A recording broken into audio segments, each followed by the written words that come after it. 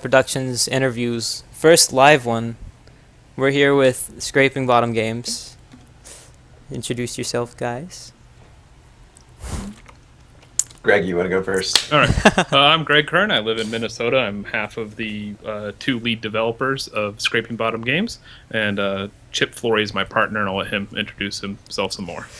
Hi, I'm Chip. I'm also a lead developer. Thanks for having us on here. No problem. So, what's the main game you're developing? Well, we are developing Fictorum. It's an action RPG where you play as a really powerful mage. I saw you guys got pretty popular on Imgur not too long ago. That's how I found you guys. And I've got to say, it looks really nice. It's a pretty fun game. It's our little passion project that we've been working on for the last 15 months. We're really amped about it. And yeah, the Imgur post that we had, I guess 2 or 3 weeks ago now. It's that got a pretty massive amount of attention, and that was really great for us as we were going into our Kickstarter, and a nice vote of confidence for us. Yeah. Glad you found us. You guys made front page with like 5,000 upvotes or something like that? I remember it was quite a bit. But that, the one GIF that stood out to me was the destruction, which I think you guys highlighted quite a bit. Yeah, there's not a lot of games where you get to just unleash power and devastation, and especially where you play as a mage and do so. And that's really what we were looking to play ourselves, was a game where you got to just wreak havoc and with like no limitations, and just blow down towns and buildings, and send enemies flying and all that kind of fun stuff. And I think we've done a pretty good job of capturing the feel of really powerful magic. There was an article from Clickist, if I'm pronouncing that right, that said, never has a reign of terror felt as satisfying as being able to leave a literal pile of rubble in your wake. And I couldn't agree with that more. That really sums up a lot of the fun, not all of it, but a lot of the fun in our game, with the destruction elements. The meteor shower thing was that's what sold it for me, I guess. Seeing a giant meteor shower just destroy a building, that did it for me. But what's the development process been like? Oh, it's been a little. It was a learning experience for us. We are brand new to the Unreal Engine, and it really didn't start out as this game at all. We were originally just trying to play around with like a tower defense game where you just play as a wizard, and instead of like using towers, you're using using your own spells. And we just had idea after idea, and playing around with some of the features within the Unreal Engine. It didn't take long for us to realize that this could actually be a game, not just like a little project that we're working on for ourselves. As the, I guess, summer of last year, this little project that we were still kind of playing around with, I showed to a friend of a friend, and that's how we got our first actual artist. And then we could go from having these terrible polygons that I made myself to actually something sculpted and painted and attractive looking. And that just kind of launched us from there. So you guys said you lived in like 2 different states, right? Chip lives in Washington? Yes, I live in Seattle. And I live outside of Minneapolis in Minnesota. Has that caused any trouble for you guys? No. Except setting up the damn Perforce server. Yeah, that took us a long time to figure out, unfortunately. But we got that set up, and that was working great. And we were old college roommates, so we've gotten along for a long time.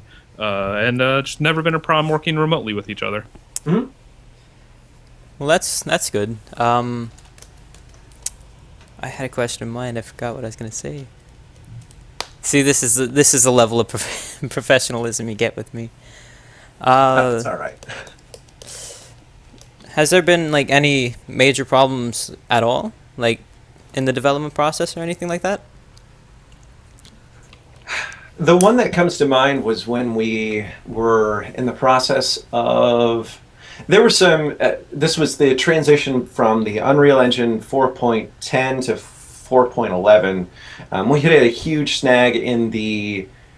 Basically, we upgraded too early, and we were trying to fix some issues that we weren't sure were an issue with our build or with the Unreal Engine. And it took us a while to figure that out. It ended up being an Unreal problem that eventually was fixed in a patch. But that was a lot of time that we lost trying to troubleshoot that. In fact, I still have nightmares of builds failing and errors and things like that. So I should clarify a little bit. It was terrible for us, but on a more realistic note, Epic was really quick about finding the issue and fixing the issue once it was brought to their attention. It was Yes. in one of their hot fixes, and they just update their engine like crazy. And we've been really, really happy with the level of support that's been available from Epic. Yeah, and I don't really want to make that appear that this was Epic's fault at all. It was our own dumb fault for upgrading our, like our main build, as opposed to what you're supposed to do is create a copy of it, try that out. Okay, this seems to be working just fine. Let's switch over to that. We're like, all of the other patches have been just fine. Let's just jump in. Yeah, we got a little bit arrogant with that. Yeah. It's all worked before, so it'll work this time, and that actually is not the case apparently. So you guys gained quite a bit of popularity in the past weeks. But do you have any like set demographics that you're pitching your game towards? Well, we are going off of the visitors to our website and our YouTube, and it tends to be typically males between 18 and 30. Those are that's the demographic that really likes our game, which also kind of fits both of us, I guess. Do you have any plans to go to like any conventions or anything to show off your game? So we actually went to iFest earlier this year, which was a small convention in Seattle. That was a fantastic experience for us. It was really great interacting with people directly and watching them play our game. We've also recently applied to the Indie Mega Booth with the hope that we will be going to PAX Prime. You guys should come down to Dallas and come to QuakeCon. It's significantly cheaper for us to go to PAX Prime since Chip lives within half an hour of the location. Oh, and welcome to the chat, Respawn. Sorry, I force of habit from Twitch streaming. So what exactly do you guys have planned for the future, like in general with the game? That's kind of all on. I mean, it's up in the air at this point. Our Kickstarter's going on right now, and that determines a lot of how the game is going to progress. We will finish this game regardless of what happens with the funding, but the amount of funding that we receive directly determines the amount of artwork, animations, and all of these other aspects that we can develop. Because up until this point, we've self-funded this game entirely. Paying out of your pocket and watching your savings gradually deplete in order to fund a pet project is not ideal. And that's I guess the short answer is we'll ask us again in a month and we'll let you know. On broader strokes, we've got all the basics of the game done, and we'll be adding more content to it, like Chippy alluded to. It's just with funding, we can do things like different looking enemies. We'll probably add the enemies regardless, but if we don't get funding, it'll be some of the models we have in the game, but maybe this one will be red tinted. So we'd really like to get like actual models in the game. And you've seen our buildings, and they're a little bit copy and pasty because we don't have that many assets, and we have to. We'd get more unique buildings and things like that in the game. And more levels, more events, all that stuff is going to come. It's just the funding will help us get even more and make it even more diverse. If we don't get funding, then it'll be less and less diverse, but it'll still be a good game when we're done with it. Yes. So you're just sort of refining the game? Yeah, Absolutely. absolutely. We've got the basics down, and it feels really good. And we're really looking forward to when our Kickstarter is successful, that all the people that back at the alpha level will get access to the alpha and start giving us feedback, and that will also help us determine where the game goes, depending on the feedback we get. We're not super geniuses. We may have made some, I don't want to say mistakes in development. We may have had some bad ideas in development, and if they are bad ideas, we are more than willing to fix them and make them good ideas. One of the things that Greg and I say to each other pretty consistently is that we are just super happy to have each other as co-developers, because we can check each other whenever we come up with an idea. We can say, oh, hey, I love that idea, and here are ways that we could implement it. Here are facets of it that you might not have thought of. Or straight up, here's my idea, Greg, what do you think? I think that's a terrible idea. I don't think we should implement that at all, and that should never be spoken of again. It's not like you're gonna. Oops, sorry. Go ahead. It's not like you're gonna be like, I don't know about this idea, and just be Right. really vague about it. Yeah, well, fortunately, we have a history of, I guess, 15 years at this point of being friends, so we can be a little bit more honest, like, nope, your idea sucks. I'm sorry, buddy. But I guess what I'm trying to say here is once we implement our community in that discussion, they can check us as well and say, hey, like, have you thought of implementing it this way? And we've gotten a lot of great ideas from our community. In fact, one of the members of our now subreddit suggested a while back, after one of our fairly successful Reddit posts on, I believe, our gaming, that, after the game is done, you guys should have like a history that you read, because you should be that evil wizard that everybody reads about. Like, ages ago, this guy showed up and did all these weird things, and now the world's different. Like, you could be that wizard. And I remember Greg's responding, saying, like, that is a brilliant idea and something we should absolutely implement. So, things like that. You could go the silly route and be like, it's just some guy who showed up one day and we don't know where it came from. Just do stuff like that. Something like that. Yeah. So we'll see what the community comes up with. I pulled up your Kickstarter, and you guys currently are at $6,341 out of your $25,000, with 213 backers, which is pretty impressive for the, I don't know. I had something I was going with that. But have you guys had any troubles with funding the game? Well, we've had a pretty good start to our Kickstarter, and we're really hoping we can keep that up and keep it going. Our Steam Greenlight campaign's been going fantastically well. We're at number 9 right now, although I think we're actually about to fall back to number 10. Maybe I shouldn't say that, but there's a game that's just skyrocketing through the charts right now. Besides us, we're also skyrocketing through the charts, but someone's going slightly faster than us. I hadn't seen them before. Yeah. There's I don't know if you've heard of Life is Feudal, but apparently they've got a city building game coming out, and Life is Feudal, what is that called? Forest Town or something like that, and they've just gotten like 90% yes votes there. I think right now there's just 100 votes behind us, and they're like 3 days earlier than us, or later than us, so they're just shooting up right now. But back to our game. Yeah, we're pretty sure we'll be successful on Kickstarter, and a lot of it just is getting the word out there. It's really hard to do. There's still a lot of great campaigns out there, and I'll actually give a shout out to another campaign right now. There's a campaign out there called Wizard of Legend, which is just kind of a fantastic coincidence. They're also someone that's from Reddit. They've been on Game Dev a bunch, and they've got a great game where you play as a powerful wizard. So it's what's the chances that two games where you play as a powerful wizard launch at the same time? Right. And they're also their game is completely different from ours. Theirs is more of an isometric 2D, and ours is 3D.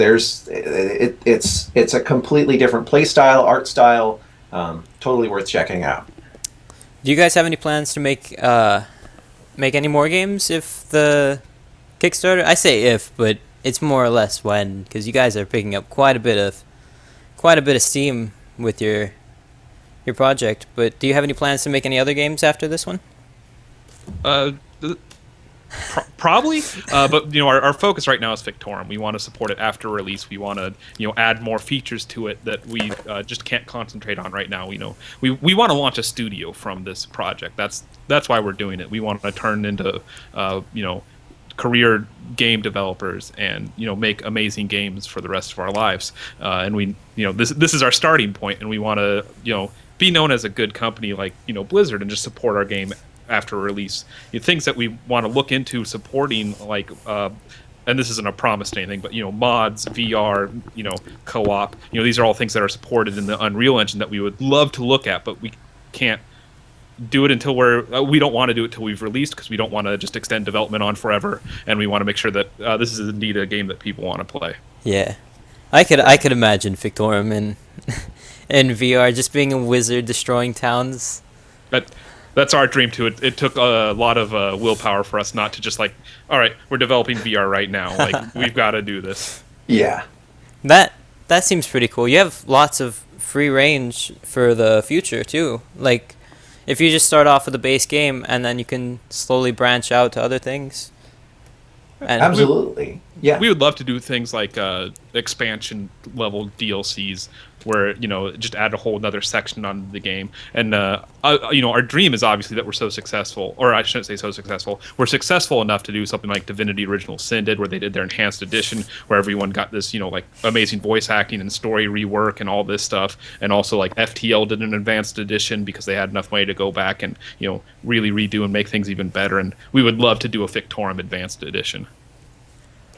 Or enhanced edition. So what's the gameplay like? So far we've only seen sort of destruction and whatnot. Is there any base story to the game? The base story is that you are already a pretty good wizard, and you are of a kind of fringe, forbidden magical order. Long story short, your order is captured and executed by all of the rival magical orders that have banded together, and they execute you. But it didn't take, and you emerge even stronger than you were before, but corrupted and visibly kind of disturbed looking.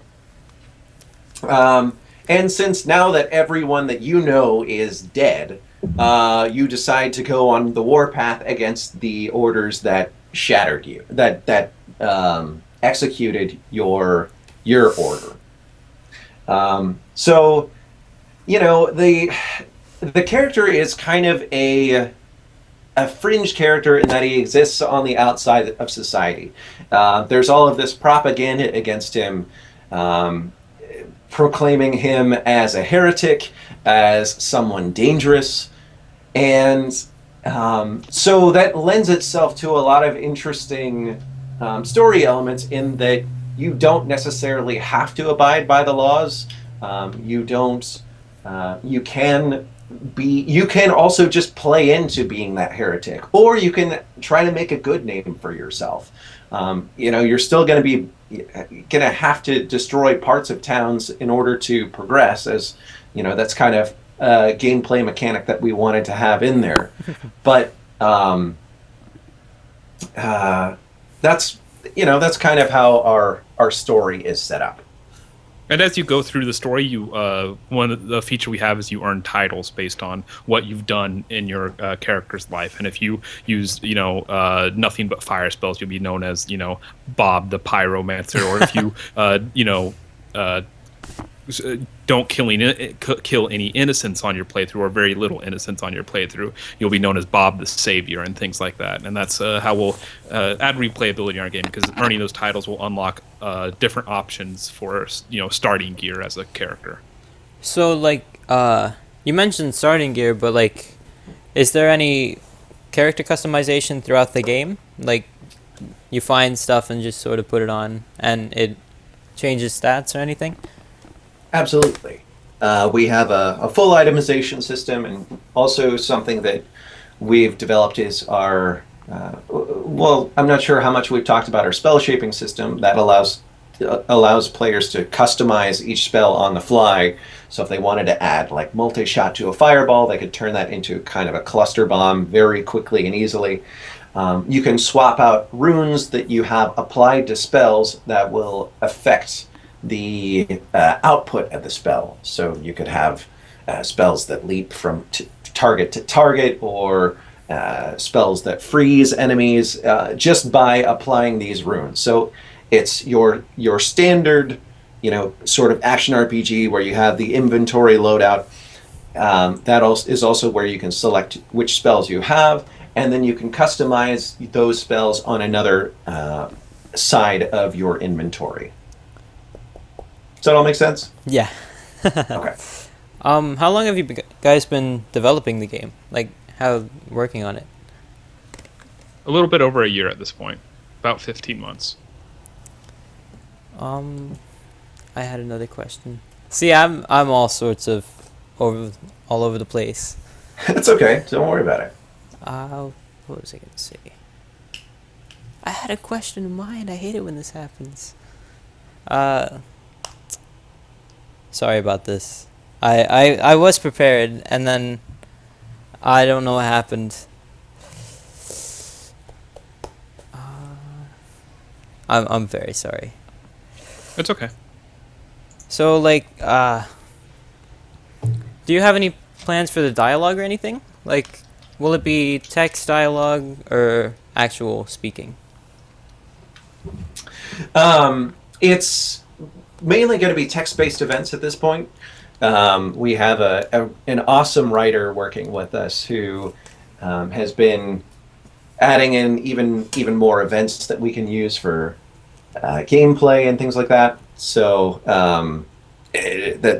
these text-based events are much like FTL, if you've played that, where you have sort of a choose-your-own-adventure style with a lot of let's say setting development and important character choices at each location. So Yeah. that's kind of how story progresses. How many people do you have working on it currently? We've got a team of 7, including our contractors that are awesome.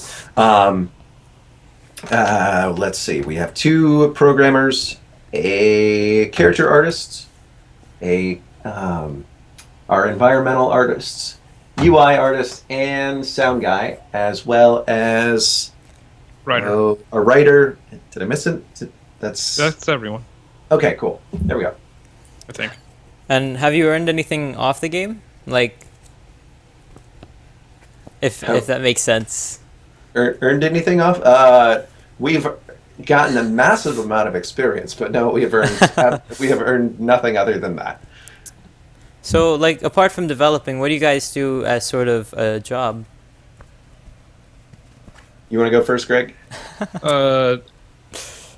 I work as a patent examiner, actually, for my day job right now. And I'm a defense consultant for the Navy working on IT stuff. Ooh. Both are pretty important jobs. Respawn asks, he says, you said you were going to release beta programs. Who are you planning to give these codes to? So right now, any member of the press or Twitch streamer or YouTube channel that wants a key can email us and ask us, and we'll pretty much give you a key. Also, anyone that backs our game at $30 or more will be getting an alpha key as soon as our Kickstarter's over, or I should say, as soon as possible when our Kickstarter finishes. Cough, cough.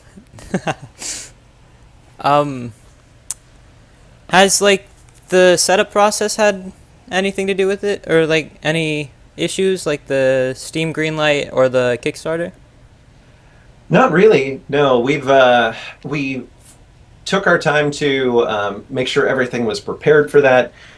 We essentially have been preparing for that all or most of June, as far as shooting footage goes. But let's see, Greenlight was super easy, especially since we already had the verbiage from our Kickstarter. So that made it sound attractive and very cleanly described how our game functioned. We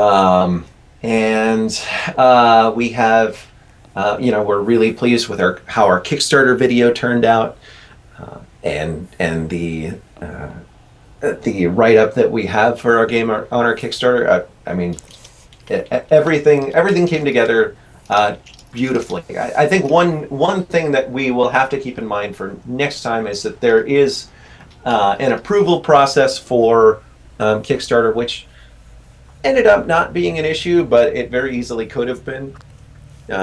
So, for anyone listening that's looking to start their own Kickstarter, just keep in mind that you have to wait three business days for them to review it. So.